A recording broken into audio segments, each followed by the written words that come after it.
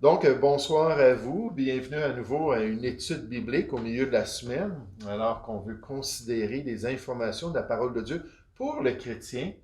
Puis le sujet de notre étude biblique ce soir, c'est la question des serviteurs du malin. La question des serviteurs du malin, ou ceux que j'appelle les soldats du malin. Comme la Bible nous dit que les chrétiens sont des soldats de Christ, il y a aussi des soldats de l'ennemi de Christ ou des soldats de l'ennemi de Dieu. Ceux qui consacrent leur vie à son service, ceux qui le vénèrent comme leur maître et leur roi, ceux qui vont tout faire pour s'opposer à la volonté de Dieu, ceux qui veulent détourner l'homme de son plan et de son appel, ceux qui vont s'opposer aux vrais disciples du Tout-Puissant, aux vrais serviteurs du Très-Haut. Et ces soldats du malin paraissent très tôt dans l'histoire humaine. Ils sont présents à travers toutes les époques des deux testaments. Par exemple, on les voit à l'œuvre dans la période antédiluvienne, avant le déluge de Noé, alors qu'ils sont majoritaires pendant 7 générations. On les voit s'opposer à Moïse et à son frère Aaron, qui voulaient délivrer le peuple d'Israël de l'emprise de Pharaon. On les voit paraître parmi le peuple juif, alors qu'ils affectent la marche des descendants de Jacob par leurs faux prophètes et leurs faux juges. On les voit à la direction spirituelle d'Israël, alors que le Seigneur Jésus vint manifester la grâce de Dieu sur la terre.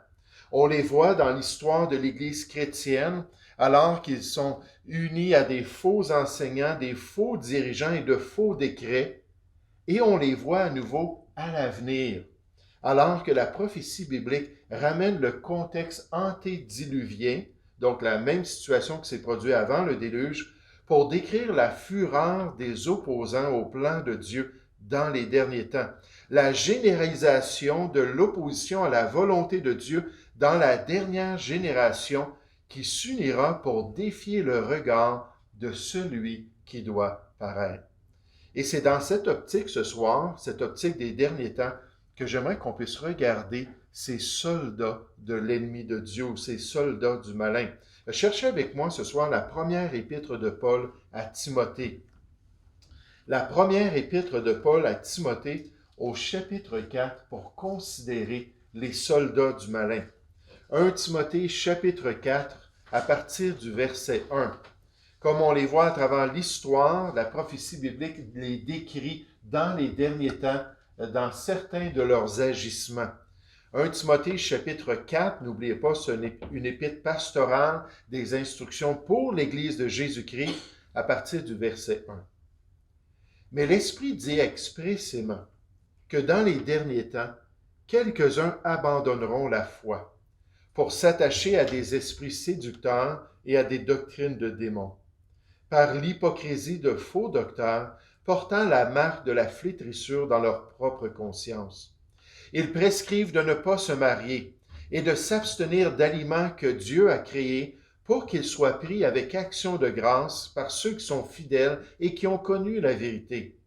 Car tout ce que Dieu a créé est bon, et rien ne doit être rejeté pourvu qu'on le prenne avec action de grâce, parce que tout est sanctifié par la parole de Dieu et par la prière. En exposant ces choses aux frères, donc à l'Église de Jésus-Christ, tu seras un bon ministre de Jésus-Christ, nourri des paroles de la foi et de la bonne doctrine que tu as exactement suivies. Charles Spurgeon avait ceci à dire concernant ces personnages de la prophétie biblique. Dans cette lettre à Timothée, Paul dénonce nombre de ces formes d'erreur qui ont été le fléau de l'Église chrétienne à tous les âges. Ceux qui traitent avec les esprits ou professent le faire, ceux qui multiplient les formes et les cérémonies, ceux qui font de la religion une question de viande ou de boisson, ceux qui attachent de l'importance aux légendes et aux traditions, sont tous fortement censurés comme ils le méritent, menant un culte des anges à la peur des démons et aux tentatives de commerce avec les morts. À chaque époque, des séducteurs, donc on parle de ces soldats-là du malin, à chaque époque, des séducteurs et des trompeurs ont erré dans cette direction. Loin de nous une telle obscurité dans l'œuvre de Dieu. Et c'est pour ça que Paul dit à Timothée en tant que pasteur, voici, je vais te dire comment les gens doivent se conduire dans l'Église de Jésus-Christ, et je te donne cette charge-là de leur parler de cette réalité-là spirituelle. Remarquons ensemble 3 détails à retenir concernant ces héros de l'ennemi. Premièrement, ce soir, nous réalisons l'état de leur conscience. L'état de leur conscience, rappelez-vous, la conscience est cette boussole morale interne que Dieu nous a, avec laquelle il nous a créés pour nous aider à voir si on fait des choses qui sont bonnes ou des choses qui sont mauvaises. Puis une conscience qui est en bon état va nous rendre sensibles envers nos choix, va nous amener à cette culpabilité-là et cette repentance-là lorsqu'on fait le mal ou à cette confirmation-là dans notre cœur lorsqu'on est en train de faire le bien. Mais ici, on nous présente l'état de leur conscience, l'état de leur homme intérieur que Dieu voit très bien. Car nulle créature n'est cachée devant lui, la Bible nous dit.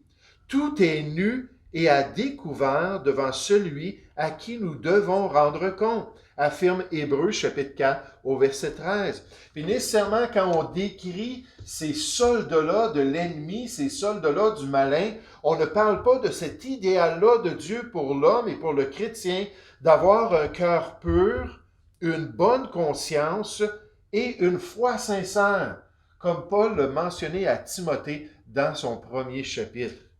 Ici, dans notre passage au verset 1, on nous dit « Mais l'Esprit dit expressément ». Donc, c'est Dieu lui-même qui communique cette vérité. C'est Dieu lui-même qui veut qu'on soit au courant de cette réalité. Mais l'Esprit dit expressément que dans les derniers temps, quelques-uns abandonneront la foi pour s'attacher à des esprits séducteurs et à des doctrines de démons. Puis là, on voit l'influence qui les ont amenés à faire ce choix-là par l'hypocrisie, le mensonge, la tromperie de faux docteurs, de faux enseignants portant la marque de la flétrissure dans leur propre conscience. C'est-à-dire qu'ils ont des cœurs durs, qu'ils ont des consciences endurcies, des résolutions intransigeantes de faire la volonté de leur maître déchu et corrompu. Cette semaine, j'écoutais un pasteur en Europe qui parlait de la situation avec les autorités dans son pays et qui est arrivé à la conclusion qu'il ne pouvait plus prier pour les autorités comme il l'avait fait à travers tout son ministère. Puis sa conclusion était basée sur le fait qu'il croyait que ces autorités-là étaient rendues des gens avec des consciences flétries, des cœurs tellement endurcis, qu'en face de la réalité des confinements puis des mesures sanitaires, en face de la réalité de tous les scientifiques dans son pays qui se levaient, les experts qui venaient mettre en garde concernant les décisions qui coûtaient la vie à des milliers de personnes, qu'en face de cela, il ne voulait pas changer, puis il dit « Je ne peux plus prier pour ces gens-là. Il n'y a plus rien à faire pour eux. » Maintenant, j'entendais cela, puis je n'étais pas tout à fait d'accord avec lui. Mais j'aurais continué à écouter son message parce qu'il voulait parler de ce qu'on peut s'attendre en tant que chrétien et surtout la bienheureuse espérance d'être délivré de toute la folie de ce monde lors de l'enlèvement du Seigneur Jésus. Et là, il a cité un passage hors contexte. Là, j'ai arrêté la vidéo, j'ai dit « OK ». J'aurais toléré un petit peu son interprétation sur la question des cœurs endurcis, mais là, on ne peut pas trafiquer la parole de Dieu, on ne peut pas falsifier le message de Dieu. Mais je pensais à toute cette question-là des cœurs endurcis, telle que présentée dans la parole de Dieu. Spurgeon encore dit, de même qu'un fer chaud amortit la partie qu'il brûle, leur conscience à ces gens-là n'est plus sensible. Ils peuvent prononcer des mensonges sans rougir et sans aucun problème de remords et de conscience. Un autre auteur dit, ils ont si souvent supprimé la vérité de Dieu dans leur vie que Paul dit que leur conscience est brûlée au point qu'ils sont insensibles à la distinction entre le bien et le mal. Dans Éphésiens 4, 19, on nous dit des gens du monde, ils ont l'intelligence obscurcie. Ils sont étrangers à la vie de Dieu à cause de l'ignorance qui est en eux, à cause de l'endurcissement de leur cœur, ayant perdu tout sentiment, toute sensibilité morale, toute conscience, ayant perdu tout sentiment. Ils se sont livrés au dérèglement pour commettre toute espèce d'impureté jointe à la cupidité. Donc Dieu nous parle de ces soldats-là qui sont zélés pour leur maître, qui veulent vraiment accomplir tous les desseins de ce dirigeant-là dans leur vie, mais qui ont des consciences qui leur permettent de le faire, parce qu'avec le temps, ils ont perdu leur sensibilité.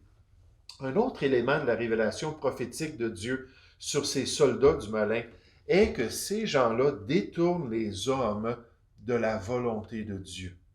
Ce sont ceux qui détournent les hommes de la volonté de Dieu. Non seulement ils ont fait ce choix-là personnellement, non seulement ils ont piétiné tout ce que Dieu essaie de faire par la création, puis dans leur propre conscience envers l'œuvre de la loi dans leur cœur, mais en plus de cela, ils sont là pour encourager puis exciter les gens à se détourner de la volonté de Dieu. Et ça, c'est pas étonnant parce que le train de ce monde, Éphésiens 2 au verset 2, le chemin que suit les nations de ce monde, le siècle présent, la Bible nous dit que c'est l'esprit même du malin qui est là pour les exciter à se rebeller contre Dieu, à se détourner de la volonté de Dieu. Ce sont ceux qui s'opposent toujours au plan de Dieu pour l'être humain, qui cherchent toujours à les détourner de la révélation divine, comme Alexandre le forgeron, qu'on voit dans la parole de Dieu.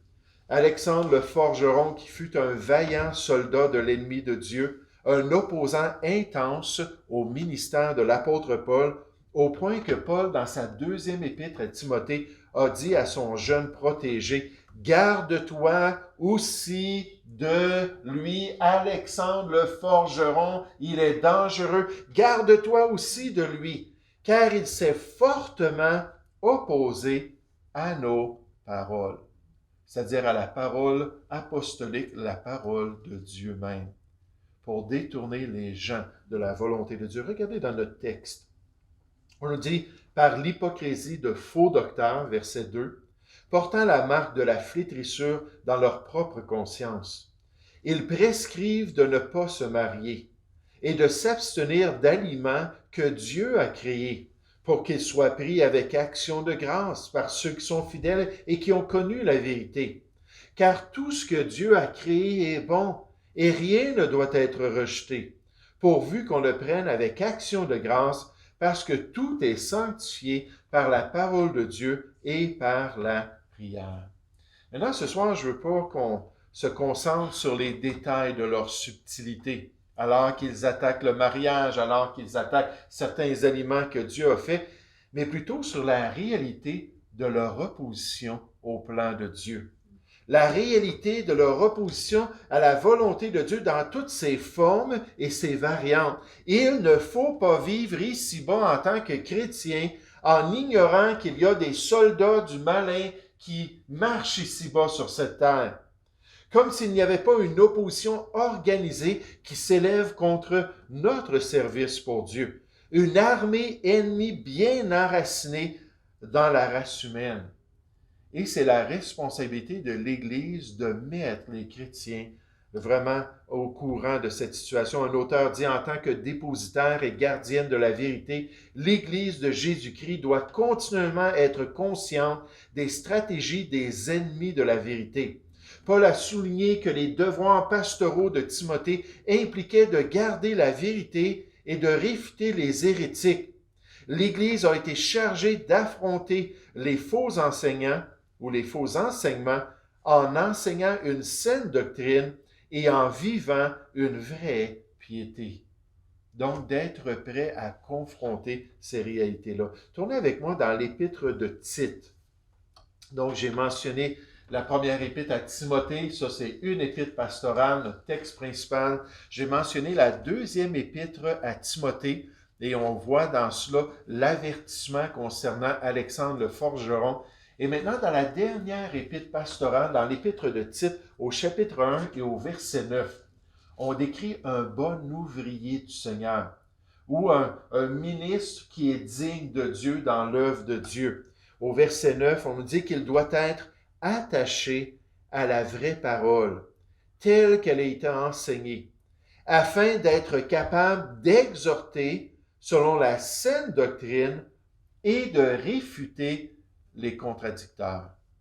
Être capable d'encourager puis de guider les gens dans les voies de Dieu. Et quand il y a des ennemis, des soldats du malin qui se présentent et qui viennent affecter la pensée du chrétien puis les désirs d'un enfant de Dieu, être capable de réfuter ces gens-là en leur présentant le message de Dieu et en les encourageant à vivre pour le Seigneur. Mais alors qu'on pense à cela, on a vu ce soir l'état de la conscience de ces gens. Une conscience vraiment brûlée, endurcie. On voit deuxièmement qu'ils sont là pour détourner les gens de la vérité. Mais il y a un autre détail important que l'apôtre Paul mentionne ici. C'est le détail que l'Église, comme on vient juste de le voir dans Tite 1.9, doit tenir les chrétiens au courant de la réalité spirituelle dans laquelle ils se trouvent. L'Église doit sensibiliser les enfants de Dieu, toujours les ramener à cette réalité-là que nous sommes dans un combat spirituel et il y a des êtres humains qui se sont livrés au mal et qui sont en train de suivre le malin. Dans les Écritures, on les appelle même les fils du diable, les fils du malin. Ils sont rendus totalement connectés à lui. Et ce sont des ministres de Satan, d'après 2 Corinthiens chapitre 11. Donc des serviteurs qui sont voués à Satan pour accomplir sa volonté. Il faut tenir les croyants au courant des dangers qui sont présents dans notre monde et de ces mauvaises influences du malin pour les détourner de la volonté de Dieu. Encore une fois, notre texte, tout ensemble, cette fois-ci, verset 1. Mais l'Esprit dit expressément que dans les derniers temps, quelques-uns abandonneront la foi pour s'attacher à des esprits séducteurs et à des doctrines de démons, par l'hypocrisie, le mensonge, de faux docteurs, portant la marque de la flétrissure dans leur propre conscience. Ils prescrivent de ne pas se marier et de s'abstenir d'aliments que Dieu a créés pour qu'ils soient pris avec action de grâce par ceux qui sont fidèles et qui ont connu la vérité. Donc, un effort pour détourner le croyant de ce qui est bienséant pour lui. Car tout ce que Dieu a créé est bon, et rien ne doit être rejeté, pourvu qu'on le prenne avec action de grâce, parce que tout est sanctifié par la parole de Dieu et par la prière, en exposant ces choses aux frères. Combien de fois Paul a dit ça à Timothée? Combien de fois il l'a encouragé dans cette responsabilité-là de prêcher la parole de Dieu en toute occasion, de reprendre, de censurer, d'exhorter avec toute douceur et en instruisant. 2 Timothée 4 au verset 2. En exposant ces choses aux frères, tu seras un bon ministre de Jésus-Christ, nourri des paroles de la foi et de la bonne doctrine que tu as exactement suivie. Donc, quand tu es établi dans les vérités bibliques, quand tu es bien fondé dans la doctrine chrétienne, là, tu peux gérer tous ces éléments-là des tromperies et des influences néfastes sur l'Église de Jésus-Christ. Et l'Église est responsable de mettre les chrétiens en garde concernant ces ouvriers-là. Et l'objectif, c'est que les enfants de Dieu ne soient plus des enfants, flottant et emportés à tout vent de doctrine, par la tromperie des hommes, par leur ruse dans les moyens de séduction. Éphésiens 4 au verset 14. C'est un des objectifs de Dieu, que l'Église donne cette stabilité-là, que l'Église donne une constance spirituelle, que l'Église affermisse dans la vérité ceux qui connaissent le seul vrai Dieu, pour qu'ils puissent continuer à grandir dans les voies de Dieu et accomplir le plan de Dieu. Tournez avec moi dans un dernier passage ce soir. La deuxième épître de Pierre. La deuxième épître de Pierre au chapitre 3.